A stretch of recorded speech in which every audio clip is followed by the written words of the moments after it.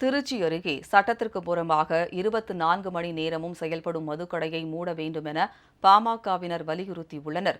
திருச்சி மாவட்டம் முசிறி அருகே உள்ள தும்பல் கிராமத்தில் மாநில நெடுஞ்சாலையில் உள்ள அரசு மதுக்கடை 24 மணி நேரம் செயல்படுவதாக புகார் எழுந்தது. இதனால் அப்பகுதி மக்கள் கடும் அவதியடைந்துள்ளனர்.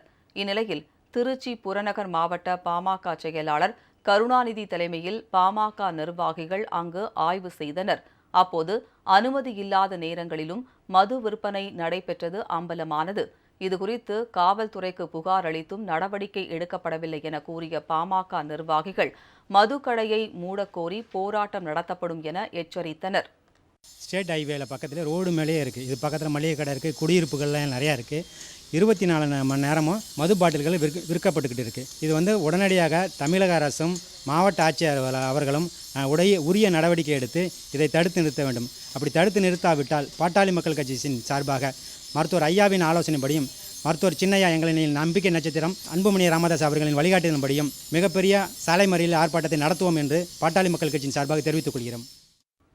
இந்நிகழ்வின் போது மாவட்ட துணை செயலாளர் மணிகண்டன், பசுமை தாயகம் மாவட்ட செயலாளர் முருகவேல், ஒன்றிய செயலாளர் ஞானசேகர் உள்ளிட்டோர் உடனிருந்தனர்.